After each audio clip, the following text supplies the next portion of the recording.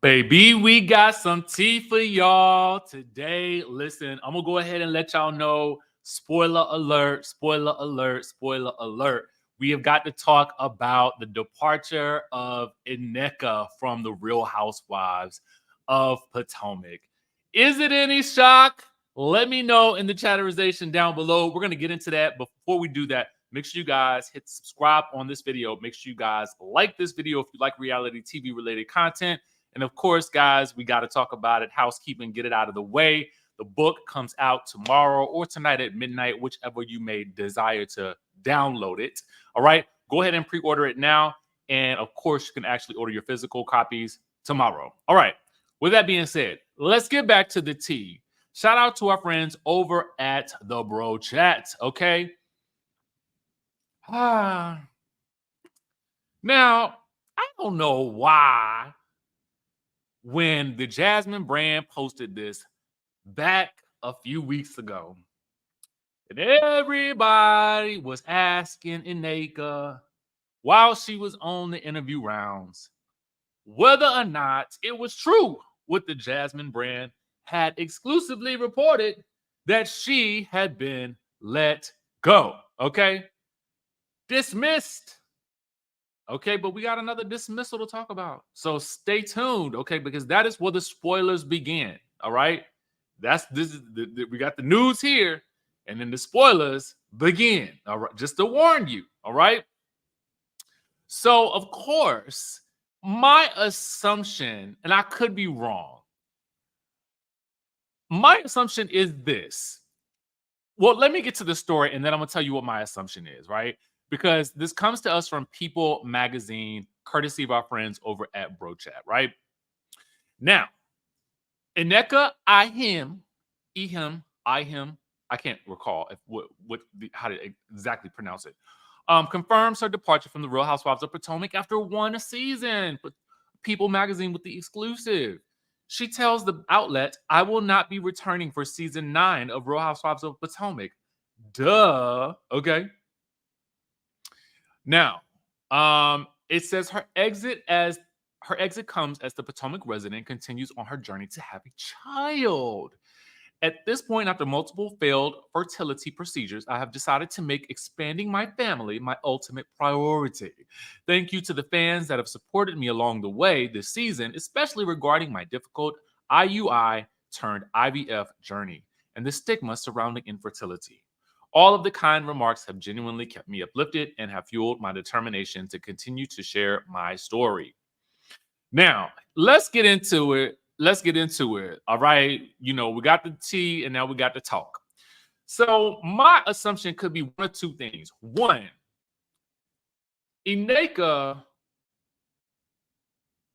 was in potentially, this is alleged. Okay. These are my educated guesses right here. You know, Nneka, in her, interestingly enough, last round of press interviews came after the word, or at least around the same time of the word, that she was being let go. Now, perhaps she played coy about her exit in order to maximize the press as she was on that interestingly timed press run right around the same time that the Jasmine brand dropped the tea about her being let go. So what I'm saying to you is, would the press rounds have actually been as eager to have her on if they knew for certain that she wouldn't be back? So it would possibly be better to play coy than to really give the full tea. Or the network made a decision, someone leaked that decision, and Nneka didn't know and was trying to find out some answers. Or she played coy with the hopes that maybe something could be turned around with the absence of Candace and then with Robin's dismissal. I don't really know. All I know is that I felt like we knew this day was coming. We just didn't know what day it was. And it's like the jig is up. Okay, we know. You know what I mean? Like, and maybe she really didn't know. I don't know. I really don't know. I don't know. I mean, I gotta respect. I gotta respect Robin, because at least Robin was like, "Yeah, y'all, I got fired. I mean, and that's T. That's it. That's the story. I was fired, and yep, okay." Because Nneka's, yes, she tied her story into her IUI turned IVF journey. I don't think anybody really buys that that's the reason why she didn't come back, because again, we had already heard that she wasn't, right? So, I guess the network, always allows the ladies to take, whatever steps they want to take to control the narrative regarding their firings or dismissals. Okay, so speaking of dismissals, the question on everybody's lips right now is Gizelle turned into Nene? Okay. Now, I just want you to bear with me, because I know some of y'all are already triggered by this comparison, but it is well worth listening to. Additionally, what I'm about to give you is a spoiler alert. If spoiler alerts bother you, put me on mute and just watch until we get to our next. Well, the next story is a spoiler too. All right. Let's talk about it. All right. So the exclusive comes from our friends over at TV Deets that tell us that Gizelle Bryant throws her co-stars out during the Real Housewives of Potomac season 9 filming. We got the tea. We got the tea. Well, TVD's got the tea. They got the exclusive, but we're going to talk about it, okay? Shout out to TVD's always doing the doggone thing, okay? Let's get into it. So here's what's going on. And then we'll talk about the Nene of it all. Y'all know we had posted this photo up here earlier from Reality Chat, right? So we saw, okay, these three have connected in some way, shape, or form. So these are the friend of Mia's, and then the new full-time housewife, Stacey, okay? So here's what it says. The caption reads, on Friday night, May 10th, Gizelle and Ashley held a G&A event in honor of Gizelle's father, with the money raised going to the National Brain Tumor Society. That same night, Karen Huger was also being recognized with an award at a separate event, leaving the rest of the ladies of the housewives to balance two filmed events on the same night. Now, depending on how you look at it, things didn't go well for Gizelle, as she allegedly became upset with the group at large for choosing to attend Karen's awards ceremony first. According to the rock solid boots on the ground sources, Gizelle then kicked her co-stars out just minutes after they arrived at her event, sending Mia Thornton, Stacey Roush, and Jazzy Rideau back outside and into their waiting Sprinter van. Now, okay, so here's what happened, y'all. Just to recap, Gizelle was having Gizelle and Ashley are having their G&A fundraiser, and Karen is having an award. Karen is being awarded an award. The ladies go to Karen's event first, and then figure they will go to Gizelle's after. I guess for Gizelle, that was the wrong idea. And so if you look at the comments, okay, there have been a couple that have raised the point about Nene. Remember when the ladies arrived late on the Real Housewives of Atlanta? They arrived late when Nene was in the Hollywood Hills, okay? And Nene was like, no, there's no room at the end. Y'all can kick rocks. You can get on up out of here. Do your thing. Keep it pushing. Nobody's coming in. Not even you who are hungry over here. You can't get no food because y'all came too late. Okay? Is it given that? I don't know. But so now it kind of makes you wonder, because Mia and Gizelle were really, really, seem to be really, really tight. You know what I'm saying? And maybe Mia is trying to make amends with Karen. But what's the harm? And I guess going to both events, unless they just showed up extremely late.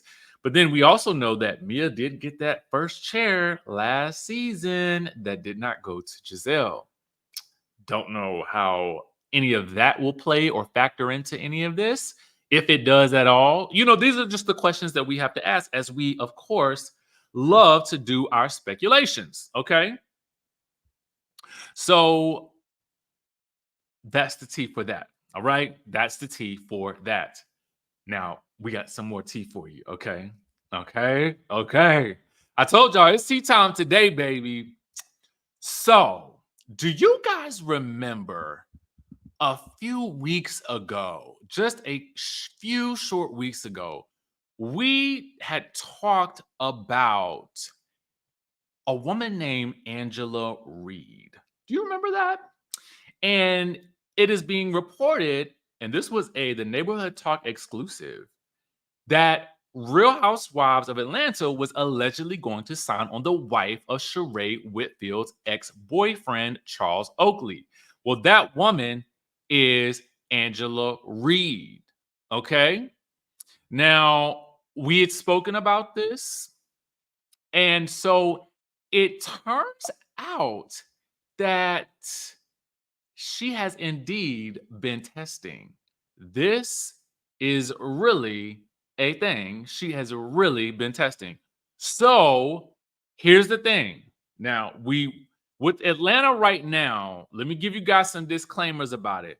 I think, unlike with Beverly Hills and unlike with Potomac, everything with Atlanta right now, from my understanding, is tenuous at best, right? Um, at the last moment, things could change. So I think we have to really wait until we see who shows up in the promos to really get down to the nitty gritty, because I think that they're probably going back to what they used to do very well, is test these people first. Duh. That's what we've been needing all this time. Now, I don't have any word yet on if Sheree is really officially back in the mix. I do think it would then be a missed opportunity. I mean, look at the Sweet Tea, Dr. G, and Quad of it all. Then look at the Sunny and Moses and Destiny of it all. I mean, granted, if this was just an ex-boyfriend of Sheree's, I mean, I don't know how that really will factor too much into how she might feel about this, the new woman. But they could not have any beef at all, and it could be much ado about nothing. But I definitely feel like it will be interesting to see, potentially. Okay. They could end up being really good friends, like, I don't know, Marlo and Nene. Who knows? So, anyway, just a little bit of tea from our little sources down in the A. Shout out to my source down in the A. So, let's talk next about, we got to talk about Braxton Family Values, y'all. Braxton Family Values is back, okay? Back in full effect, okay? So, shout out to our friends over at Reality Entertainment Entertainment TV. Dang, my tongue is getting twisted today. So, listen. The Braxtons, as it will be called at this point in time, will be back on Friday, August the 9th at 9 p.m. 8 Central on WeTV. Now, you can hear it straight from Tawanda's mouth right here. You guys watch the Braxtons coming out on August 9th at 9 p.m. All right. You heard it from her as well. So there we have it. So let's talk a little bit about that scheduling for me. Okay. Now, WeTV, I need to know what will go on. I personally have never really preferred when shows come on a Friday night, because the last thing that I feel like doing is getting up on it, because I'm not watching it Friday night. Okay, I'm not watching it Friday night. So WeTV, can y'all send me some screeners? Because I need to have, your boy want to have his reviews ripe and ready, okay, for Saturday morning when the people are getting up and ready to catch up on what happened, okay? A Friday night show, it be difficult to recap, all right? I say the same thing with Bell Collective. I love you on. I love you, Bells.